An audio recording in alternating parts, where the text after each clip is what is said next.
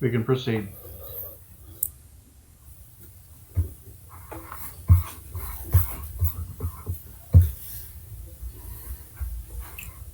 Do we have Bill back? Yes. Everybody is here. Okay. I'll call the regular meeting on May 4th, 2020 to order. We'll have a moment of silence.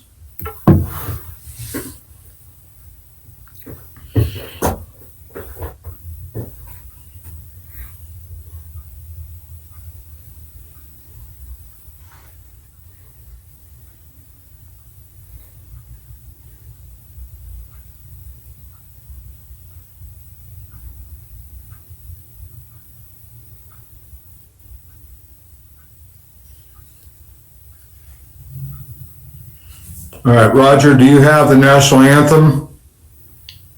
It is not queued tonight, unfortunately. Okay, that's fine. That's fine. We'll sing it. What's that? We'll sing it. Yeah, go ahead. You want to call the roll, Heather? Yes. Mr. Here. Crouch, Mr. Witoski,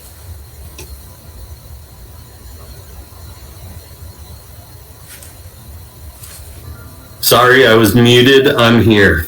Okay. Mr. Gordon, Here? Mr. Payton, Here. Mr. McCrillis.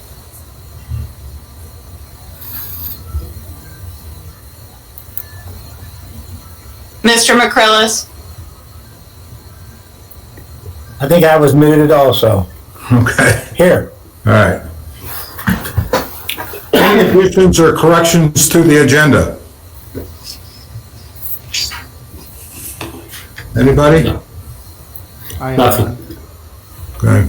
I'd like to add to it the recycling center at the wastewater treatment plant for a couple comments. Okay. Nobody else? So we'll move on to approval of previous minute meetings of 4:20, 4:27, the virus meeting, and 4:27, the work session. Do I hear a motion to approve as submitted, or are there any corrections? I'll make a motion that we accept. Do I hear a second? Second? Call the roll, please. Mr. Payton, Yes? Mr. McCrillis, Yes. Mr. Crouch, Yes. Mr. Witoski, Yes. Mr. Gordon. Yes. Unfortunately, we have a resignation from our zoning hearing board. Mr. James Smith has decided to send in his resignation. Do I hear a motion to accept? I'll make a motion Do to I hear a accept. second? I'll second it. Okay. Any discussion? I have a thank you ready to go out to him tonight, so we'll get that out in the mail. And just want to thank Jim for his service to the zoning board. Tim always spoke highly of Jim's dedicated service, so we'll have to get him replaced as soon as we can. So, call the roll, please. Mr. Witoski, Yes. Mr. Gordon, Yes. Payton, Yes. Mr. McCrillis, Yes. Mr. Crouch. Yes. Managers report, Neil. Yes, good evening, council. The first item I have on the manager's report this week is just a COVID-19 update for council and also for the residents. I'm going to share some numbers that were provided by Crawford County officials today. Currently, Meadville Medical Center has given 516 COVID-19 tests. 495 have tested negative, 14 have tested positive, and 7 are still pending. Here in Titusville, the Titusville Area Hospital, they've provided 145 tests. 135 tests have been negative, and 2 have been positive. 8 are still pending. It's important for everyone to know that some of the positive tests that have come back are individuals that don't live here in Crawford County. So take that into consideration. Crawford County currently has gone 11 days in a row without a positive coronavirus case as well. This Friday, May 8th, 24 counties in Pennsylvania, including Crawford County, will be moving from the red phase to the yellow phase. The state governor announced last week that the state will use a phased approach to transition regions from the current red phase, in which most businesses are closed, and people are expected to follow a stay-at-home order, to a yellow phase, in which non-essential businesses will be allowed to reopen while following safety guidelines. Most child care operations in the state have been closed. They will be allowed to reopen because workers returning to reopen businesses will need access to daycare for their children. Retail shops will be allowed to reopen, but the governor's advisories have indicated that state officials would prefer that retail transactions be completed curbside as much as possible. Restaurants will still be limited to takeout and delivery, and bars will remain closed. Some bars that serve food, like Booney's here in Titusville, will be open for takeout, of course. Schools are going to remain closed. Large gatherings of more than 25 people are still barred. Other businesses that involve large indoor gatherings are still barred as well, including concert venues, theaters, and gyms. Barbers, hair salons, nail salons, and massage therapy businesses will remain closed during the yellow phase. Just this past Friday, May 1st, the state began allowing businesses offering outdoor recreational activities to the public, which would be golf courses, boating marinas, and private recreation campgrounds to reopen. As frustrating as it may have been for many of us during this pandemic, the number of cases here in Titusville and Crawford County have been low compared to some of the other counties here in Pennsylvania and across the U.S. I believe it's low because we are following the guidelines that were put into place by the state. I just ask for residents here in the city to continue to be patient and follow the guidelines that have been given to us by the state. And I encourage that any of the residents, if they have questions or concerns, they can certainly reach out to me here at City Hall. I just have one question. Maybe you said it, but I didn't hear it. What did they say about churches? Churches, nothing specifically on the churches. I know the governor was supposed to give an update today or the beginning of this week to outline a little more detail of some of these businesses that are going to be opening up as far as what safety measures they have to take. The only thing I have heard is just, gatherings of less than 25 were okay, but there was guidelines that they had to follow. I would assume still, masks, social distancing, things like that.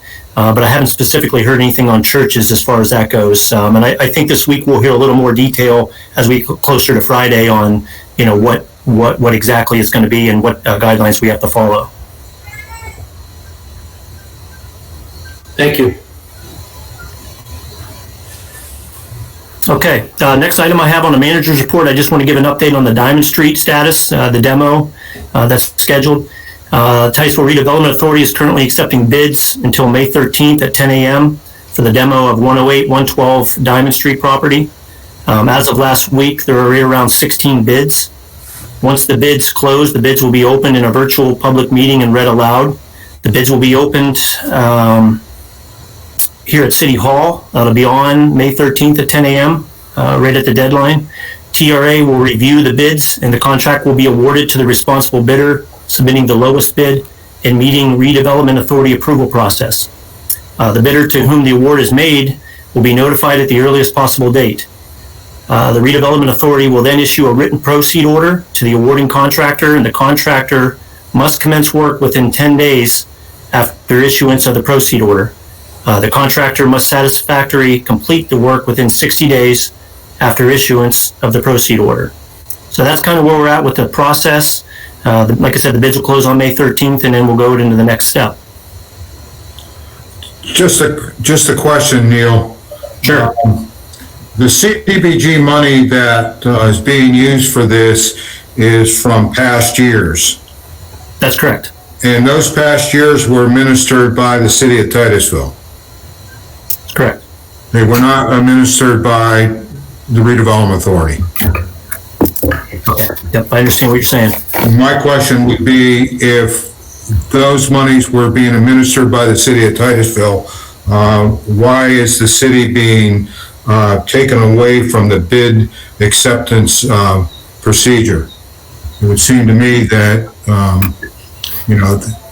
TRA is our administrator for this year's funding, but previous funding they were not, as well as the virus CDBG money. I believe, and I'd like you to look into that those monies are to be coming to the municipality and not the redevelopment authority board. If it comes to the redevelopment authority board, I would, my opinion is they should not take any administrative monies out of those funds, and without council approval, those funds should be used to help the individual businesses and agencies in our community that could use the total funding. So.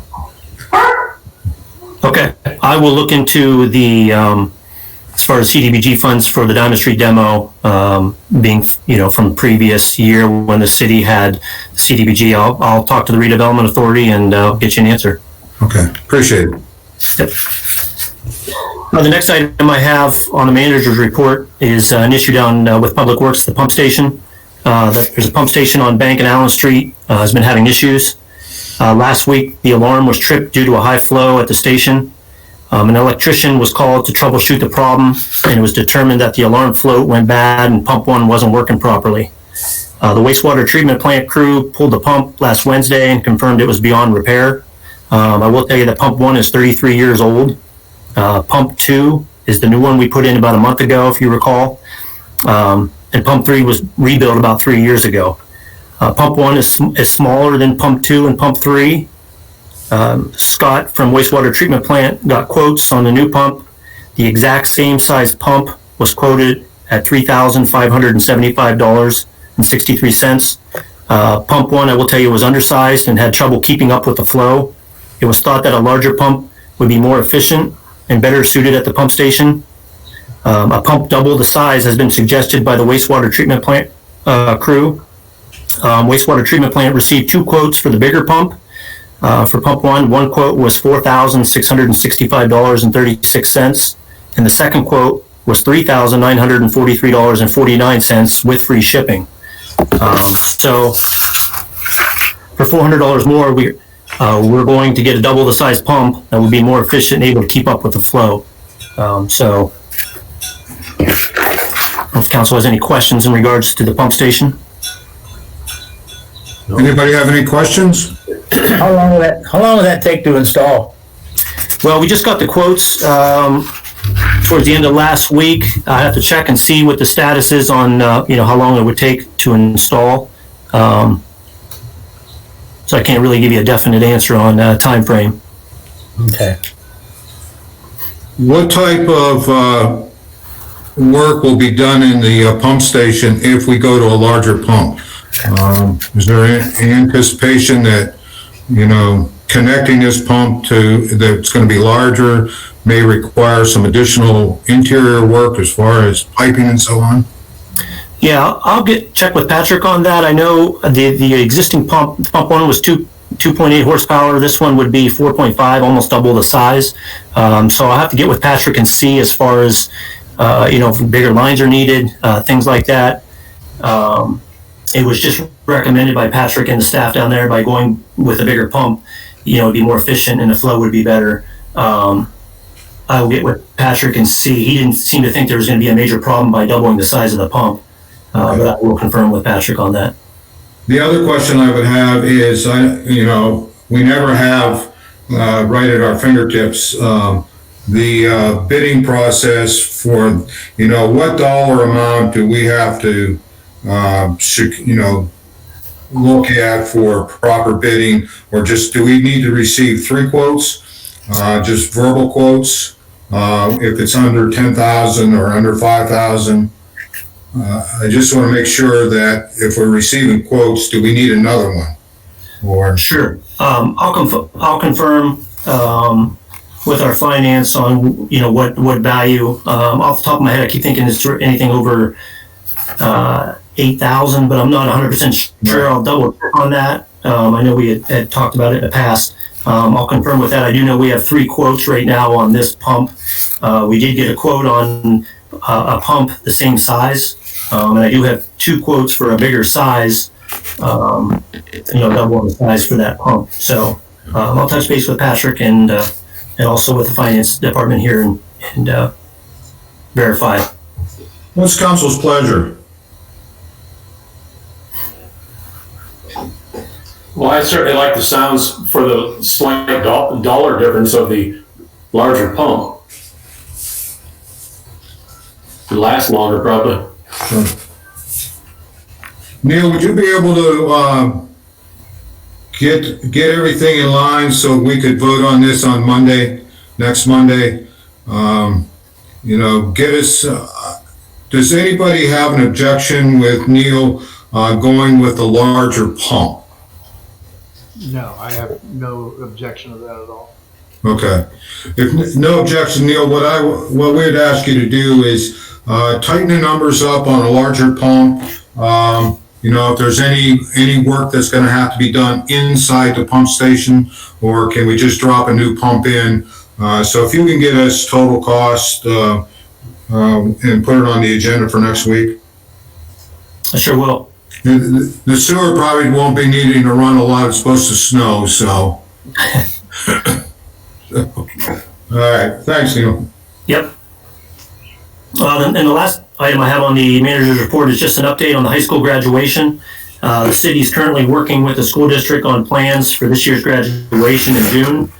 Just a quick update is that we are currently making plans, if necessary, to have graduation at the Titusville Airport in a drive-through type ceremony. The city is currently testing the Wi-Fi and streaming capability at the airport. So Luke Rio from the Stream and the school district would be able to stream, or broadcast the ceremony out at the airport. The city is also planning on having a parade through the center of the city to honor the seniors, as well as following the ceremony. So I've been talking to Stephanie Keebler and the school district every few days. We're kind of seeing where we're at with things.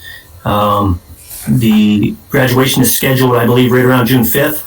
And so we're just testing things out. I want to make sure we're able and capable of having the drive-through ceremony at the airport. So I'm just at the point where I'm waiting to hear back from Luke to go out and test the Wi-Fi and see what we have to do out there. So. Okay. Any questions to the manager? If not, do I hear a motion to accept his report and place it on file? So moved. You're a second? I'll second. Okay. No further discussion? Call the roll, please. Mr. Payton, Yes? Mr. McCrillis, Yes. Mr. Crouch, Yes. Mr. Witoski, Yes. Mr. Gordon. Yes. At this time, we welcome public participation pertaining to the agenda items. 5 minutes per speaker. If you call in, give your name and address to our city manager, and then we'll take your questions. So we'll wait a few minutes here and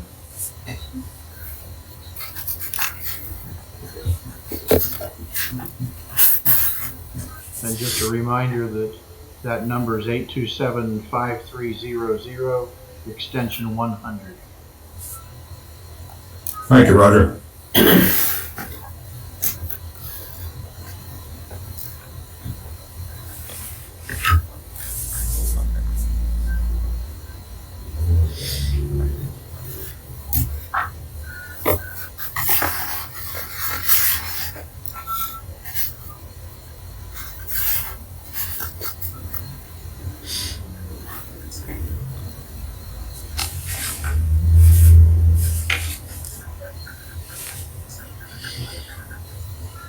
All right, we'll move on, and if somebody comes on, Neil, we'll just take it if it comes in. Okay? Old business, police fire pension. This is money that the city will pay back to the pensions, and where the employees will not be made responsible for that. Neil, do you want to expand on this and how this came about? Yeah, just actually briefly, with the pension adjustments, unfortunately, previous administration was not properly withholding pension for the police and the fire departments. So basically what it comes down to, the total tab for the police department is $3,125.49. That was still left out there. So $3,125.49. Nothing on the fire side. Nothing on the fire side. Okay. Any questions to Neil regarding this? Do I hear a motion for the city to pay the pension fund $3,125.49, the police pension fund? And the city covers that. Do I hear a second? I'll second it. Okay. Any further discussion? Call the roll, please. Mr. Gordon, Yes. Mr. Payton, Yes. Mr. McCrillis, Yes. Mr. Crouch, Yes. Mr. Witowski. Yes. Next item on the agenda is city council appointments to boards and committees. We brought this up last week, and we have an opening on the planning commission, civil service commission, board of code of appeals, board of health, housing authority. Anybody want to volunteer for these? Why, sure, I guess.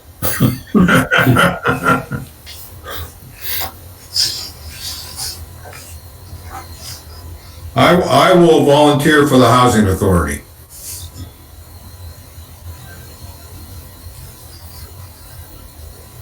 Anybody for the board of health? I'll volunteer for that. Okay, Bill? That the one that never meets? Pretty close. Wow, did I hit that one? No. Glad you took it. Civil Service Commission. I can go there. Jay. Board of Code Appeals. What does that do? Are you volunteering for that, John?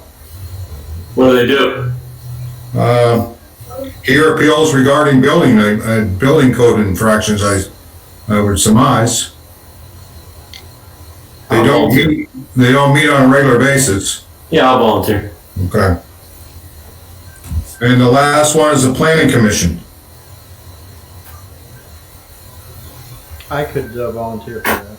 Okay. Who took the zoning board?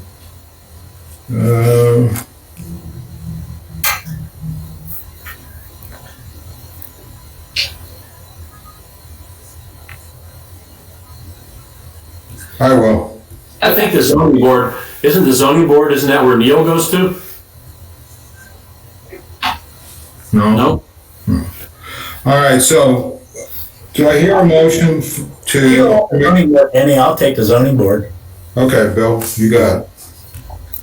Do I hear a motion to appoint Roger to the planning commission, Jay to civil service, John to the board of code appeals, Bill to the board of health, myself to the housing authority, and Bill to the zoning hearing board? Do I hear a motion to appoint those members? So move. Hear a second? Second. No further discussion. Call the roll, please. Mr. Crouch, Yes. Mr. Witowski, Yes. Mr. Gordon, Yes. Mr. Payton, Yes. Mr. McCrillis. Yes.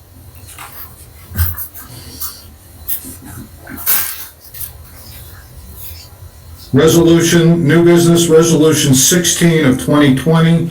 Neil, will you read it by title only and then go to the resolved section of that and read it, please? Yes, resolution of the City Council of the City of Titusville, Crawford County, Pennsylvania, waiving for a limited period as provided herein the penalty for late payment of water, sewer, and refuse accounts and waiving the water disconnection notice fee for a limited period of time. Further resolved that beginning with the month of June 2020, all penalties and fees for late payment of water, sewer, and refuse charges shall be effective and shall be due and payable as provided in the codified ordinances of the city of Titusville. Okay. And also further resolved that the disconnection fee or red tag fee for any such notices provided to delinquent water customers during the months of March, April, and May is hereby waived. No other fee or penalty is waived by this resolution.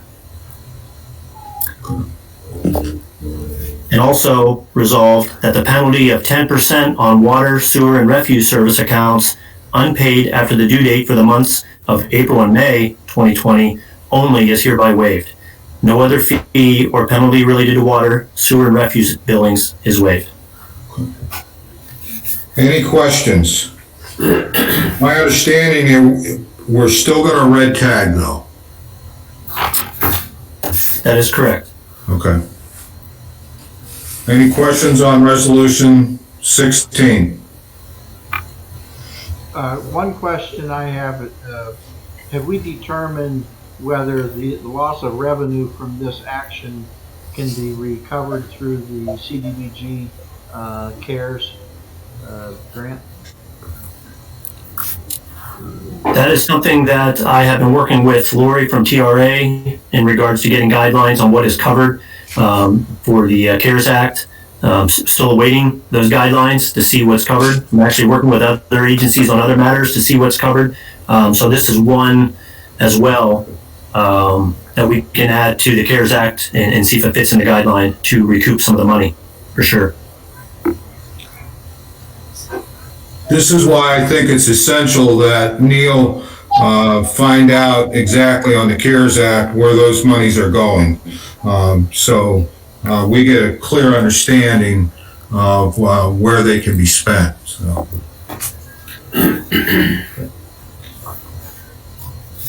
Any other questions? Heather, you want to call the roll, please? I need a motion first. I thought we'd had one. I don't think so. Okay. I'll make a motion. Okay, John, do I hear a second? I'll second. Okay. Any further discussion? If not, call the roll, please. Mr. McCrillis? Yes. Mr. Payton? Yes. Mr. Gordon? Yes. Mr. Witowski? Yes. Mr. Crouch? Yes. The Pennsylvania Municipal League has a resolution, number 7, and it basically states that the local taxation structure is so archaic and no longer meeting the needs of local government, and that legislation sometimes comes up that they want to eliminate taxes on certain entities. The league has taken a position that they oppose any action on the legislation part unless, if there's elimination of local taxes, it comes with some type of an avenue that those taxes can be made up on a different set of circumstances. So I asked Neil to have this on the agenda tonight. I'm asking that City Council support this resolution if this would ever come up again in the near future to protect us. I believe the basis of this resolution is very good, and I would certainly support it and make a motion that we adopt this resolution. Do I hear a second? I'll second. Okay. Any further discussion? Call the roll, please. Mr. Payton? Yes. Mr. Gordon? Yes. Mr. Witowski? Yes. Mr. Crouch? Yes. Mr. McCrillis? Yes. At this time, we offer another opportunity for the public to call in. We'll wait a few minutes and see what we get. Mr. Mayor, was this where you were going to talk about the wastewater treatment?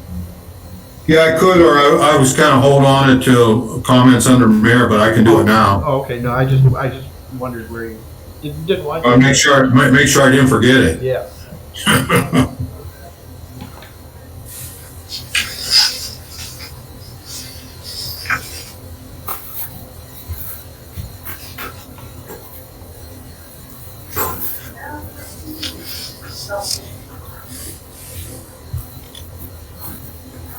All right, we'll move on, and again, Neil. Hey, Mayor, we got a call. Okay.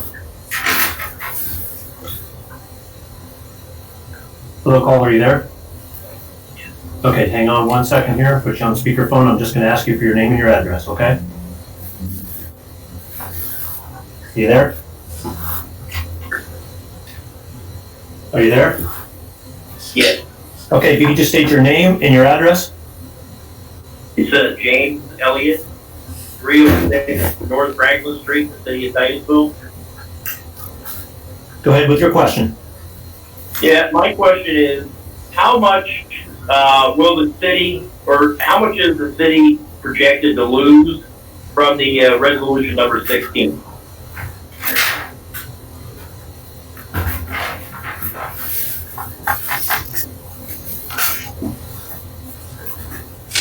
Council, Well, I can hear that. That's that I would answer, I hope we don't lose anything. I hope people pay their water bill on time. But we're bound to lose some, Mr. Elliott. Roger mentioned something about putting it into the CARES Act for to cover the loss. I was just wondering if there was an amount that you projected that you could lose. If I recall the history on this, speaking with the water clerk, on average we collect about 4,000 a month on this. Is that correct, Neil? yeah, red tags, we have about 70 customers a month on the average, which is right around $2,800. The 10% penalties is about 500 customers. That's about $4,000. And then we average shutoffs probably about four customers a month that we actually shut off, which is about $200, I guess, right around there. Okay, so wow, so there's quite a lot then. Wow. Yeah. Okay. Thank you very much. Thanks, Jim. Bye-bye. Okay, comments by mayor or council. Bill? No, I'm good tonight, thank you. Okay. John? No.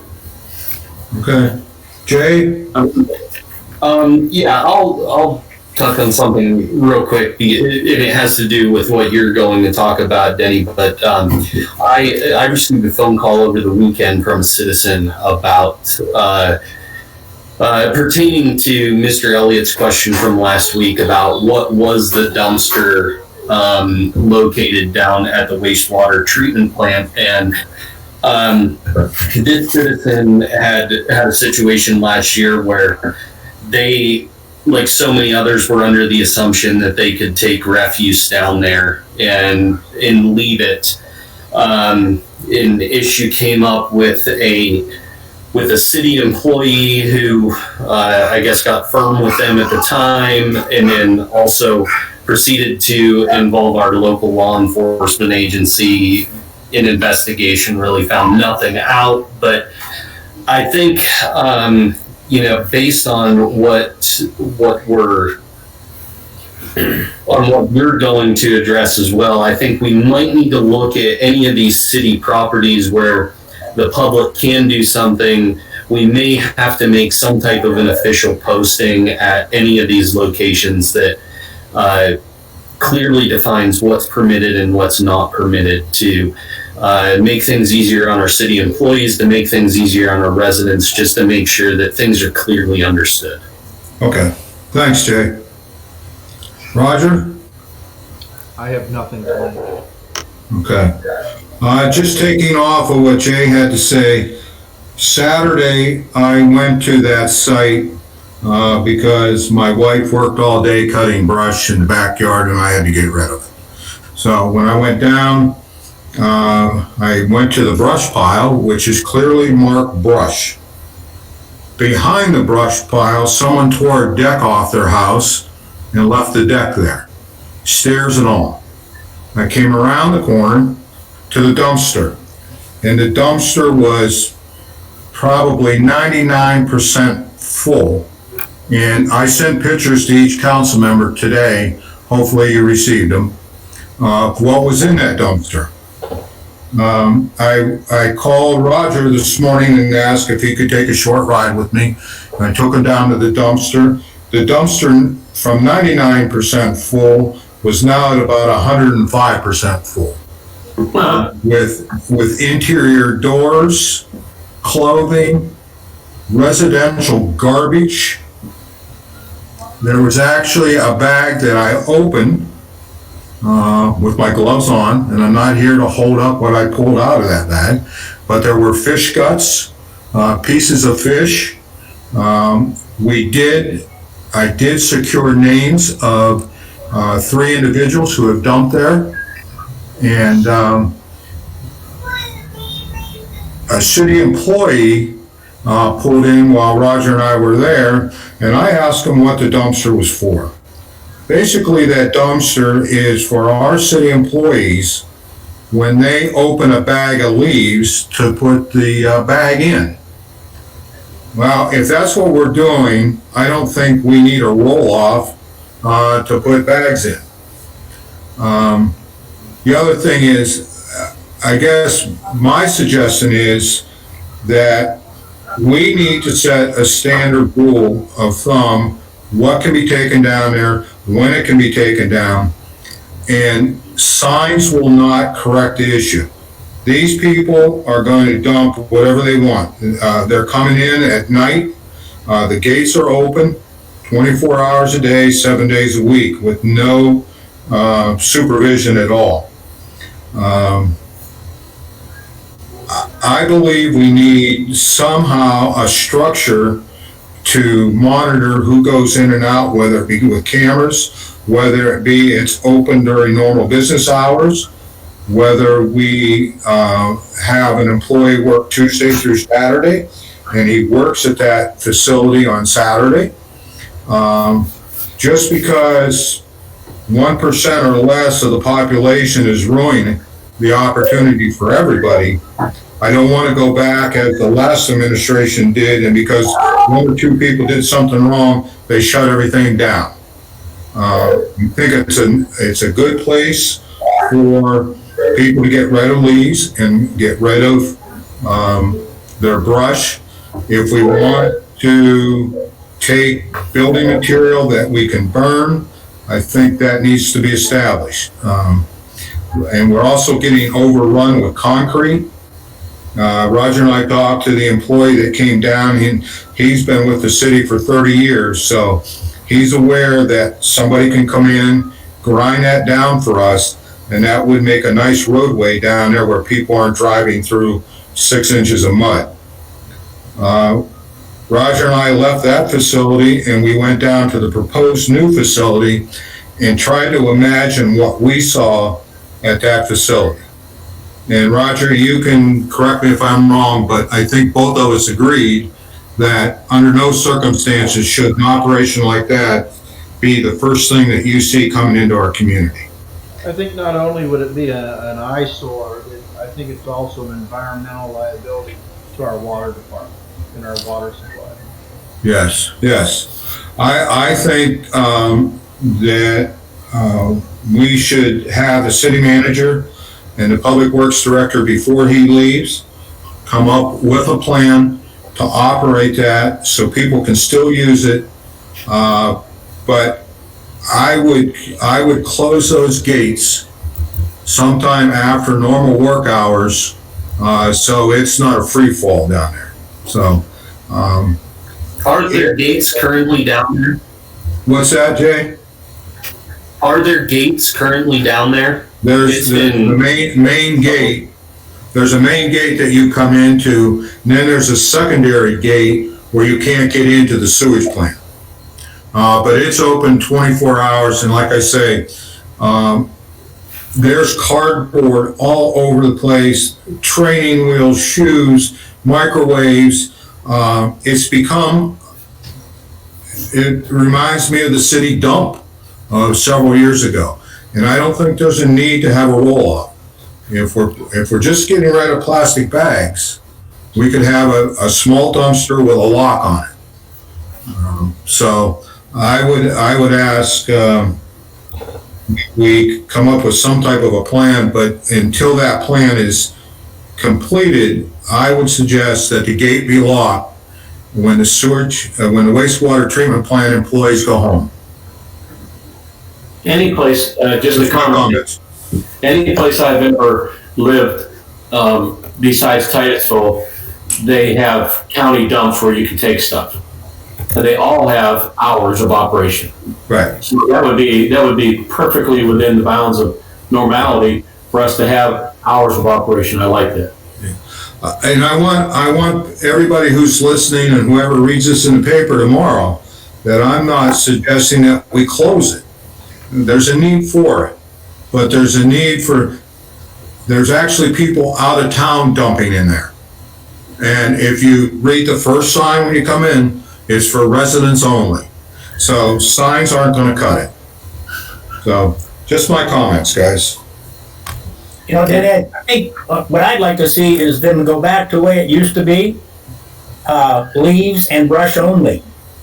I mean, years ago, that's all we did was dump leaves down there to get them off the street, and they naturally decay themselves over the years.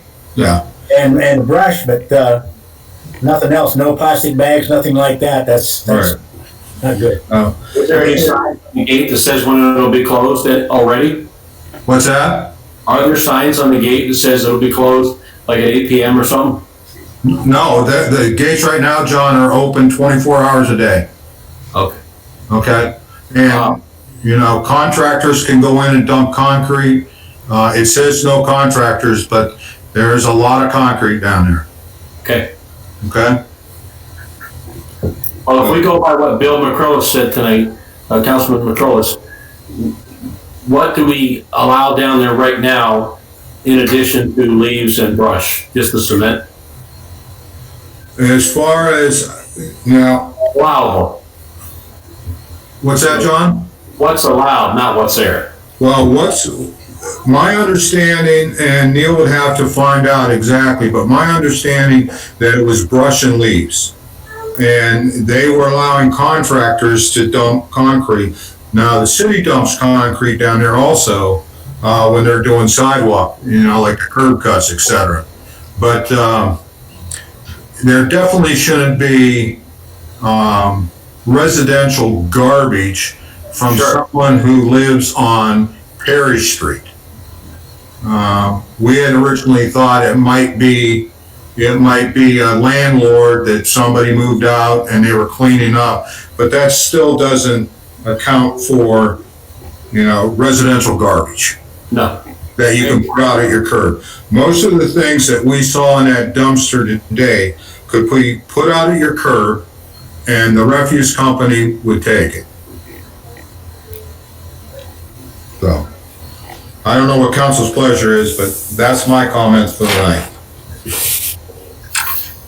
I would say, along with your request of the city manager, that maybe the city manager get back to us next week with a recommendation that we can take official action on. Okay? Everybody agree with that? Absolutely. Okay.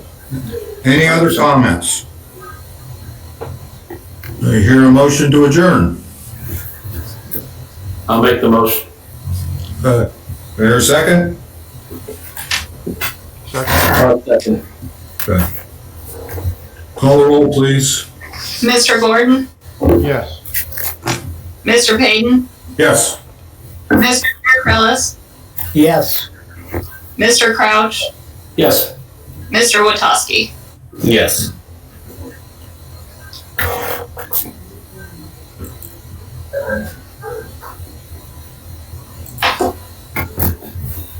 Recording stopped, right? What happened today? He's probably coming over for a meeting. Everybody jumping over there? I will not be there